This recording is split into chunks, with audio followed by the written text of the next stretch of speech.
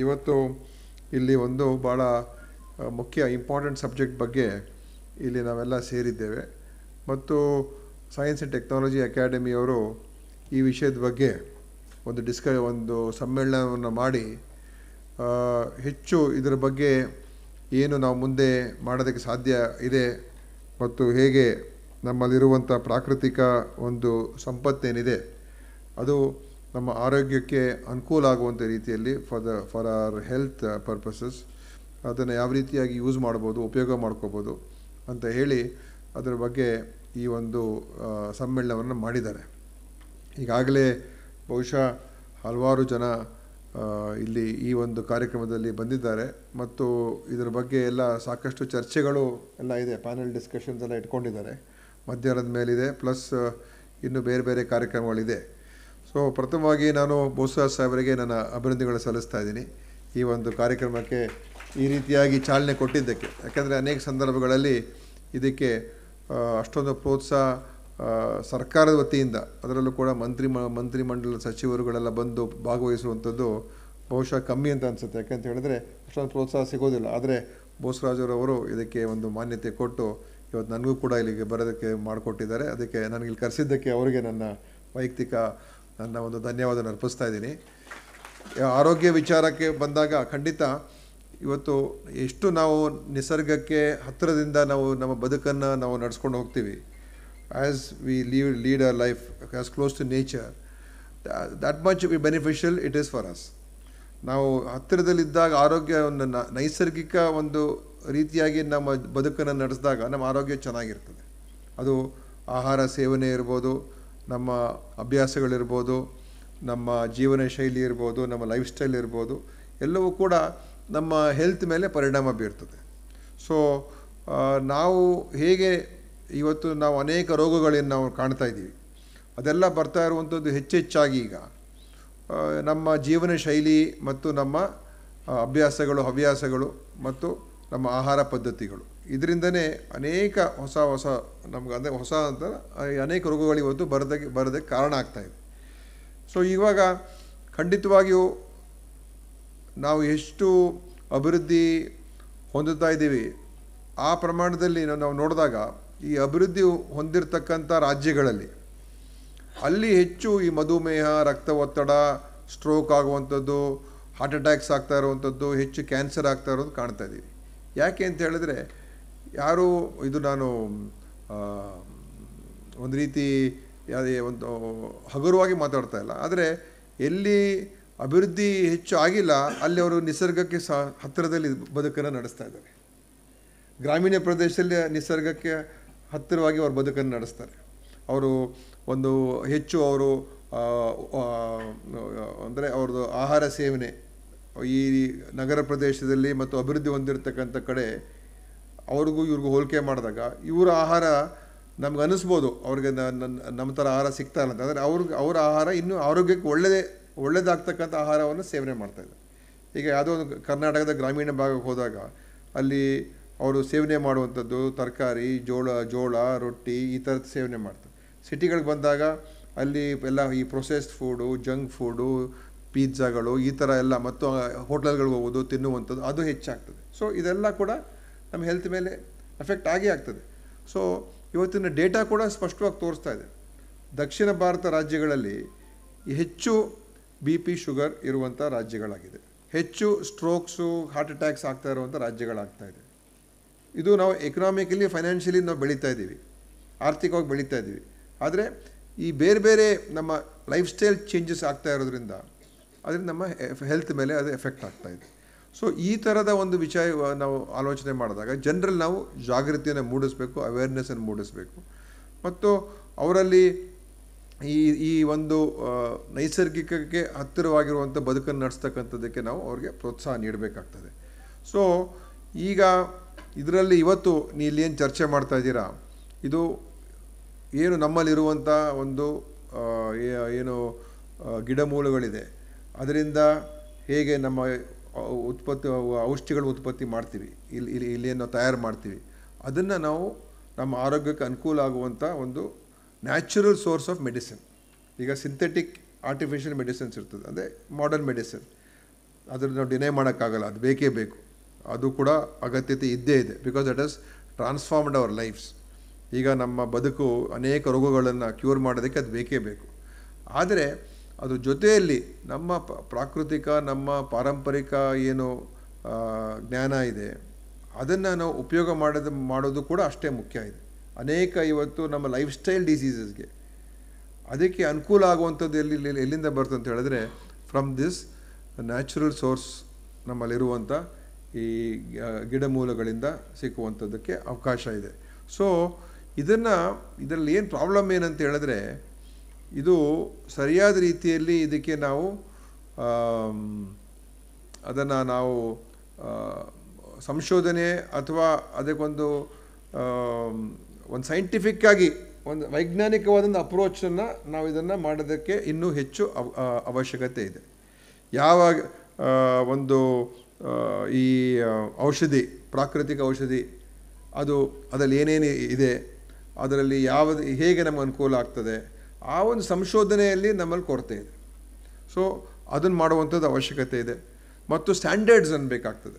ಈಗ ಒಂದು ಔಷಧಿಯಲ್ಲಿ ಎಷ್ಟು ಪ್ರಮಾಣದಲ್ಲಿ ಏನಿರಬೇಕು, ಬೇರೆ ಬೇರೆ ಥರದ ನಾವೆಲ್ಲ ಬೆಳಿತೀವಿ, ಅದು ಯಾವ ಪ್ರಮಾಣದಲ್ಲಿ ಇರಬೇಕು, ಎಷ್ಟಿರಬೇಕು, ಅದು ಆ ಥರದ ಒಂದು ಸ್ಟ್ಯಾಂಡರ್ಡ್ಸನ್ನು ನಾವು ಸೆಟಪ್ ಮಾಡದೆ ಹೋದರೆ ಆವಾಗ ಯಾವುದು ಒಳ್ಳೆಯ ಪ್ರಾಡಕ್ಟು, ಯಾವುದು ಪ್ರಾಡಕ್ಟ್ ಸರಿ ಇಲ್ಲ ಅಂತ ಹೇಳೋದೇ ಕಷ್ಟ. ಹೇಗೆ ನಾವು ಹೇಳೋಕ್ಕೆ ಸಾಧ್ಯ ಆಗ್ತದೆ? ಈಗ ನಾವೊಂದು ಒಂದು ಆಯುರ್ವೇದಿಕ್ ಮೆಡಿಸಿನ್ ತೊಗೊಳ್ತೀವಿ, ಅದನ್ನು ಟೆಸ್ಟ್ ಮಾಡೋದು ಹೇಗೆ? ಇದು ಒಳ್ಳೆ ಕ್ವಾಲಿಟಿ ಇದೆಯಾ, ಗುಡ್ ಕ್ವಾಲಿಟಿ, ಬ್ಯಾಡ್ ಕ್ವಾಲಿಟಿ, ಅದು ಹೇಗೆ ಟೆಸ್ಟ್ ಮಾಡೋದು? ಅದಕ್ಕೆ ಯಾವ ಸ್ಟ್ಯಾಂಡರ್ಡ್ಸ್ ಇದೆ, ಯಾವ ಪ್ರಮಾಣದಲ್ಲಿ ಏನಿರಬೇಕು ಅದರಲ್ಲಿ? ಮಾಡರ್ನ್ ಮೆಡಿಸಿನಲ್ಲಿ ಎಲ್ಲ ಸ್ಪೆಸಿಫಿಕ್ ಇರ್ತದೆ, ಎಷ್ಟು ಇರಬೇಕು, ಎಷ್ಟು ಪರ್ಸೆಂಟೇಜ್ ಇರಬೇಕು, ಎಷ್ಟು ಗ್ರಾಮ್ಸ್ ಇರಬೇಕು ಅಂತ ಎಲ್ಲ ಇರ್ತದೆ. ಲ್ಯಾಬ್ಗೆ ಹೋದರೆ ಟೆಸ್ಟ್ ಮಾಡಿದ್ರೆ ನಮ್ಗೆ ಗೊತ್ತಾಗೋಗ್ತದೆ it is a good quality or bad quality. ಅದೇ ಪ್ರಕಾರ ಯಾಕಂದರೆ ಇದು ಮಿಸ್ಯೂಸು ಕೂಡ ಆಗ್ತಾಯಿದೆ. ಅದರಲ್ಲಿ ಏನು ಹಾಕಿರ್ತಾರೋ ಗೊತ್ತಿಲ್ಲ. ಈಗ ನಮ್ಮ ವೈಸ್ ಚಾನ್ಸಲರ್ ಹೇಳ್ತಾರೆ, ಈಗ ಅಶ್ವಗಂಧ ಅಂತ ಇದೆ, ಒಳ್ಳೇದಂತ ಎಲ್ಲ ಹೇಳ್ತಾರೆ. ಅಶ್ವಗಂಧ ಆ ಒಂದು ಔಷಧಿ ಇದೆ ಅಂತ ಹೇಳ್ತಾರೆ. ಎಷ್ಟು ಪ್ರಮಾಣದಲ್ಲಿ ಇದೆಯೋ ಇಲ್ವೋ ಅದನ್ನೆಲ್ಲ ಹೇಗೆ ನಾವು ಪತ್ತೆ ಹಚ್ಚೋದು, ಹೇಗೆ ನಾವು ಟೆಸ್ಟ್ ಮಾಡೋದು? ಮತ್ತು ಎಲ್ಲ ಕಡೆ ಪ್ರಾಡಕ್ಟ್ಸ್, ಆಯುರ್ವೇದಿಕ್ ಪ್ರಾಡಕ್ಟ್ಸ್, ಬೋತ್ ಕಾಸ್ಮೆಟಿಕ್ಸಲ್ಲೂ ಕೂಡ ತುಂಬ ಇದೆ. ಆಯುರ್ವೇದಿಕ್, ಆಯುಷ್ ಪ್ರಾಡಕ್ಟ್ಸ್ ಕಾಸ್ಮೆಟಿಕ್ಸಲ್ಲಿ ಮತ್ತು ಮೆಡಿಸಿನ್ಸಲ್ಲಿ ಎಲ್ಲ ಕಡೆ ಅದೊಂಥರ ಈ ದೊಡ್ಡ ಇಂಡಸ್ಟ್ರಿ, ಬಿಗ್ ಇಂಡಸ್ಟ್ರಿ ಈಗ. ಬಟ್ ಅದನ್ನು ನಮ್ಮ ಅದರಲ್ಲಿ ಅವ್ರು ಹೇಳುವಂಥದ್ದೆಲ್ಲ ಇದೆಯಾ, ಅದರಲ್ಲಿ ಸರಿಯಾದ ಪ್ರಮಾಣದಲ್ಲಿ ಇದೆಯಾ ಇಲ್ವಾ, ಸರಿಯಾದ ರೀತಿಯಲ್ಲಿ ಅದು ಮಾಡ್ತಾಯಿದ್ದಾರೆ ಇಲ್ವಾ, ಅದನ್ನು ಕೂಡ ನಾವು ನೋಡಬೇಕಾಗ್ತದೆ. ಸೊ ಅದು ಒಂದು ಕಡೆ ಇದೆ, ಚಾಲೆಂಜ್ ಇದೆ. ಮತ್ತು ಇದನ್ನೇ ಏನು ನಮಗೆ ಅನುಕೂಲ ಆಗುವಂಥ ಈ ಔಷಧಿ ಗಿಡಗಳೇನಿದೆ ಹೇಗೆ ನಾವು ಅದನ್ನು ಬೆಳಿಬೇಕು, ಹೇಗೆ ಅದನ್ನು ಮಾರ್ಕೆಟ್ ಮಾಡಬೇಕು, ಹೇಗೆ ಅದನ್ನು ನಾವು ಅದನ್ನು ಕೂಡ ನೋಡಬೇಕು. ಯಾಕೆ ಅದಕ್ಕೂ ಮಾರ್ಕೆಟ್ ಇದೆ ಈಗ. There is a market for this medicinal plants and ಇದೇನೋ ಸುಗಂಧೀಯ ಸಸ್ಯಗಳು, ಅದಕ್ಕೂ ಕೂಡ ಅರೋಮ್ಯಾಟಿಕ್ ಪ್ಲಾಂಟ್ಸ್ ಕೂಡ ಮಾರ್ಕೆಟ್ ಇದೆ. ಬಟ್ ಅದನ್ನು ಹೇಗೆ ಬೆಳಿಬೇಕು, ಆ ರೈತರಿಗೆ ಅದು ಹೇಗೆ ಯಾರು ಬೆಳೀತಾರೆ ಅವ್ರಿಗೂ ಕೂಡ ಲಾಭ ಸಿಗಬೇಕಲ್ಲ, ಪ್ರಾಫಿಟ್ ಆಗಬೇಕಲ್ಲ. ಸೊ ಒಂದು ಕಡೆ ಡಿಮಾಂಡ್ ಇದೆ, ಡಿಮಾಂಡ್ ಇಲ್ಲ ಅಂತ ಏನಲ್ಲ, ಡಿಮಾಂಡ್ ಇದೆ. ಆದರೆ ಆ ಡಿಮಾಂಡ್ಗೆ ನಾವು ಸರಿಯಾದ ರೆಗ್ಯುಲೇಷನ್ ನಾವು ಮಾಡದೇ ಹೋದರೆ ಈ ಸಪ್ಲೈ ಮಾಡೋರಿಗೆ ಲಾಭ ಸಿಗೋದಿಲ್ಲ. ಸಪ್ಲೈ ಮಾಡೋರಿಗೂ, ಯಾರು ಬೆಳೀತಾರೆ ಅವ್ರಿಗೂ ಕೂಡ ಪ್ರಾಫಿಟ್, ಲಾಭ ಸಿಗಬೇಕು. ಸೊ ಆ ಒಂದು ರೀತಿಯಲ್ಲಿ ಹೇಗೆ ಮಾಡಬೇಕು ಅಂತ ನೀವೆಲ್ಲ ಇದರ ಎಕ್ಸ್ಪರ್ಟ್ಸ್ ಎಲ್ಲ ಬಂದಿದ್ದೀರಾ, ಖಂಡಿತ ನೀವು ಮಾಡಿ. ಯಾಕಂದರೆ ಆಯುಷ್ ಇಲಾಖೆ ನಮ್ಮಲ್ಲಿ ನಮ್ಮ ಡಿಪಾರ್ಟ್ಮೆಂಟಿಗೆ ಬರ್ತದೆ, ಆಯುಷ್ ಇಲಾಖೆ. ಸೊ ಇದರಲ್ಲಿ ನಮ್ಮಲ್ಲಿ ಚಾಲೆಂಜ್ ಏನಂತ ಹೇಳಿದ್ರೆ ಈ ಆಯುಷ್ ಮೆಡಿಸಿನ್ಸಿನ ಕ್ವಾಲಿಟಿ, ಆಯುಷ್ ಮೆಡಿಸಿನ್ಸಲ್ಲಿ ಹೇಗೆ ನಾವು ಅದನ್ನು ನೋಡಬೇಕು, ಹೇಗೆ ನಾವು ಅದನ್ನು ನಿಯಂತ್ರಣ ಮಾಡಬೇಕು. ಯಾಕೆಂದರೆ ಪ್ರೊಡಕ್ಷನ್ ಅಷ್ಟು ಆಗ್ತಾಯಿದೆ, ಅಷ್ಟೊಂದು ಸಪ್ಲೈ ಎಲ್ಲಿಂದ ಬರ್ತಾಯಿದೆ ಅದೇ ನಮ್ಗೆ ಗೊತ್ತಿಲ್ಲ. ಇಷ್ಟೊಂದು ಗಿಡ ಎಲ್ಲಿಂದ ಸಿಗ್ತಾ ಇದೆ ಇವರಿಗೆ ಅಂತ. ಹೂ ಸಪ್ಲೈಯಿಂಗ್ ಆಲ್ ದಿಸ್ ಮೆಡಿಸಿನ್ಸ್ ಅಂದರೆ ದಿಸ್ ಪ್ಲಾಂಟ್ಸ್, ಅದನ್ನು ನಾವು ಎಲ್ಲ ನೋಡಬೇಕಾಗ್ತದೆ ಖಂಡಿತ. ಸೊ ಇದ್ರ ಬಗ್ಗೆ ನಾನು ಬೋಸರಾಜ್ ಸಾಹೇಬ್ರಿಗೆ ಹೇಳೋಕ್ಕೆ ಇಷ್ಟಪಡ್ತೀನಿ. ನಮ್ಮ ಆಯುಷ್ ಕಮಿಷನರ್ ಇದ್ದಾರೆ ನಮ್ಮ ಡಿಪಾರ್ಟ್ಮೆಂಟು, ಮತ್ತು ನಮ್ಮ ವೈಸ್ ಚಾನ್ಸಲರು ಈಗ ಇವರು ಬಂದಿದ್ದಾರೆ, ಯಾರೋ ನಮ್ಮ ವೆಂಕಟೇಶನ್ ಅವರು ಈ ಔಷಧಿ ಗಿಡಮೂಲಿಕ ಪ್ರಾಧಿಕಾರ. ಸೊ ನಾವೆಲ್ಲ ಒಂದ್ಸಲ ಕೂತ್ಕೊಂಡು ಡಿಸ್ಕಸ್ ಮಾಡೋಣ. ಇದನ್ನು ರೆಗ್ಯುಲೇಷನ್ನು ಆಗಬೇಕು. ಯಾಕಂದರೆ ಈ ಆಯುಷ್ ಹೆಸರಿನಲ್ಲಿ ಸುಮ್ಮನೆ ಲಾಭ ಮಾಡೋರು ಇದ್ದಾರೆ, ಕ್ವಾಲಿಟಿನೂ ಇರೋದಿಲ್ಲ, ಏನೂ ಇರೋದಿಲ್ಲ. ಸುಮ್ಮನೆ ಹೇಳ್ಬಿಡೋದು ಇದೆಲ್ಲ ಇದೆ ಅಂತ ಹೇಳ್ಬಿಡೋದು ಔಷಧಿಗಳಲ್ಲಿ ಅಥವಾ ಕಾಸ್ಮೆಟಿಕ್ಸಲ್ಲಿ, ಮತ್ತು ಅದರಲ್ಲೇ ಪ್ರಾಫಿಟ್ ಮಾಡ್ತವ್ರೆ. ಸೊ ಒಂದು ರೆಗ್ಯುಲೇಷನ್ನು, ಒಂದು ಯಾರು ಪ್ರೊಡ್ಯೂಸ್ ಮಾಡ್ತಾರೆ ಪ್ರೊಡ್ಯೂಸರ್ ಶುಡ್ ಗೆಟ್ ಬೆನಿಫಿಟ್, ಅದನ್ನು ಹೇಗೆ ಮಾಡೋಕ್ಕೆ ಸಾಧ್ಯ ಆಗ್ತದೆ ಅಂತ ಹೇಳಿ ಖಂಡಿತ ಒಂದು ಮೀಟಿಂಗನ್ನು ಮಾಡೋಣ. ಮಾಡಿ ಅದು ಯಾಕಂದರೆ drugs and cosmetics act it is under our purview. So ಎರಡೂ ನಮ್ಮ ಅಡಿಯಲ್ಲೇ ಬರ್ತದೆ. So definitely we look into it ಅಂತ ಹೇಳಿ ಇವತ್ತು ಈ ಕಾರ್ಯಕ್ರಮವನ್ನು ಖಂಡಿತವಾಗಿಯೂ ಹೇಗೆ ನಮ್ಮ ಆರೋಗ್ಯಕ್ಕೆ ಅನುಕೂಲ ಆಗುವಂಥದ್ದಕ್ಕೆ ಸಾಕಷ್ಟು ಅವಕಾಶಗಳಿದೆ. ಆದರೆ ಆ ಅವಕಾಶಗಳನ್ನು ನಾವು ನಮ್ಮ ಜನರಿಗೆ, ಯಾಕಂದರೆ ಹೆಲ್ತು ಅದು ನಾವು ಅದನ್ನು ಹಗುರವಾಗಿ ತೊಗೋಬಾರ್ದು. ನಾವೇನಾದರೂ ಒಂದು ಔಷಧಿಯನ್ನು ತಯಾರು ಮಾಡಿ ಅದು ಕ್ವಾಲಿಟಿ, ಈಗ ನಾವು ನೋಡ್ತಾ ಇದ್ದೀವಿ ಅನೇಕ ಕಡೆ ಪೋರ್ ಕ್ವಾಲಿಟಿ ಮೆಡಿಸಿನ್ಸಿಂದ ಏನಾಗ್ತದೆ ಅಂತ ದುಷ್ಪರಿಣಾಮಗಳು ಅಲ್ವಾ. So it can affect a person very badly if is eating poor quality medicine, whether it is ಏನು modern medicine or whether it is Ayush. ಯಾವುದೇ ಕ್ವಾಲಿಟಿ ಇಲ್ಲದೆ ಹೋದರೆ ಮೆಡಿಸಿನ್ದು, ಮತ್ತು ಅದರ ದುಷ್ಪರಿಣಾಮ ಹೆಚ್ಚಾಗ್ತದೆ. ಅದರಿಂದ ಏನು ಆಗದೆ ಹೋದರೆ ಅದು ಬೇರೆ, ಒಳ್ಳೇದಾಗದೇ ಇದ್ರೂ ಕೂಡ ಕೆಟ್ಟದಾಗದೇ ಇದ್ರೂ ಪರವಾಗಿಲ್ಲ. ಬಟ್ ಕೆಟ್ಟದಾಗ್ತದಲ್ಲ, ಏನೋ ಅದರಲ್ಲಿ ಸ್ಟೆರಾಯ್ಡ್ಸ್ ಹಾಕ್ಬಿಡ್ತಾರೆ, ಏನೋ ಬೇರೆ ಮಿಕ್ಸ್ ಮಾಡಿಬಿಡ್ತಾರೆ, ಅಡಲ್ಟ್ರೇಷನ್ ಮಾಡಿಬಿಡ್ತಾರೆ, ಕೊಟ್ಬಿಡ್ತಾರೆ. ಸೊ ಈ ಥರ ಆಗಬಾರ್ದು. ಸೊ ಅದಕ್ಕೆ ನಾವು have to try and achieve highest standards in maintaining quality. So ಅದಕ್ಕೆ ನಾವು ಬೋತ್ ಮಾಡರ್ನ್ ಮೆಡಿಸಿನ್ಗೆ ಪ್ಲಸ್ ಇದಕ್ಕೂ ಎರಡಕ್ಕೂ ಮಾಡಬೇಕಾಗ್ತದೆ. ಆದ್ದರಿಂದ ಇದರ ಬಗ್ಗೆ ನಾವು ಹೆಚ್ಚು ಗಮನ ಕೊಡೋಣ ಮತ್ತು ಇದಕ್ಕೆ ಹೆಚ್ಚು ಪ್ರೋತ್ಸಾಹ ಕೂಡ ಕೊಡೋಣ. ವಿಲ್ ಎನ್ಕರೇಜ್, ನಮ್ಮ ಕಡೆಯಿಂದ ಕೂಡ ಎನ್ಕರೇಜ್ ಮಾಡೋಣ. ಯಾವ್ದು ವರ್ಕ್ ಆಗ್ತದೆ, ಹೇಗೆ ಮಾಡ್ಬೋದು, ಒಂದು ಸೈಂಟಿಫಿಕ್ ಅಪ್ರೋಚ್ ಇರಲೇಬೇಕು. ಸುಮ್ಮನೆ ನಾವು ಇದು ನಮ್ಮ ಪಾರಂಪರಿಕ ಔಷಧಿಯಪ್ಪ, ಇದಕ್ಕೆ ನಾವು ಪ್ರಮೋಟ್ ಮಾಡಬೇಕು ಅಂತ ಅದರಲ್ಲಿ ನಾವು ಅದಕ್ಕೆ ಬೇಕಾಗಿರುವಂಥ ಚೆಕ್ಸ್ ಆ್ಯಂಡ್ ಬ್ಯಾಲೆನ್ಸ್ನ ಇಟ್ಕೊಳ್ದೆ ನಾವು ಮಾಡಿದ್ರೆ ಪ್ರಯೋಜನ ಇಲ್ಲ. ಅದಕ್ಕೆ ಏನೇ ನೆಸೆಸರಿ ರೆಗ್ಯುಲೇಷನ್ ಮೆಕ್ಯಾನಿಸಮ್ ಅದು ಬೇಕೇ ಬೇಕು. ಅದನ್ನು ಇಟ್ಕೊಂಡೇ ನಾವು ಇದನ್ನು ಪ್ರಮೋಟ್ ಮಾಡಬೇಕು. ಸೊ ಅದನ್ನು ಖಂಡಿತವಾಗಿಯೂ ನಾವು ಸೇರಿ ಮಾಡೋಣ ಈ ಸಂದರ್ಭದಲ್ಲಿ ಹೇಳೋದಕ್ಕೆ ಬಯಸ್ತೀನಿ. ಮತ್ತು ಅದೇ ನಮ್ಮ ಇವ್ರು ಬಂದು ಹೇಳಿದ್ರು, ಸರ್ ಸ್ವಲ್ಪ ಇದ್ರ ಬಗ್ಗೆಯೂ ಹೇಳಿ, HMPV ವೈರಸ್ ಬಗ್ಗೆ ಹೇಳಿ ಅಂತ ಹೇಳಿದ್ರು. ಯಾಕೆಂದರೆ ಎಲ್ರಿಗೂ ಅದ್ರ ಬಗ್ಗೆ ಭಾಳ ಆತಂಕ ಆಗಿದೆ ಅಂತ. ಏನು ಆತಂಕ ಪಡುವಂಥದ್ದು ಏನೂ ಇಲ್ಲ ಅದರಲ್ಲಿ. ಯಾಕಂದರೆ HMPV ವೈರಸ್ ಅದು ಮೊದಲಿಂದನೂ ಇರುವಂಥದ್ದೇ. It is not a new virus, old virus ಅದು. ಮತ್ತು ಅದು ಈ ಏನು ಇನ್ಫ್ಲುಯೆನ್ಸಾ ಲೈಕ್ ಇಲ್ನೆಸಸ್ ಅಂತ ಬರ್ತದೆ, IL ಅಂದರೆ ರೆಸ್ಪಿರೇಟರಿ ಪ್ರಾಬ್ಲಮ್ಸ್ ಬರ್ತದೆ.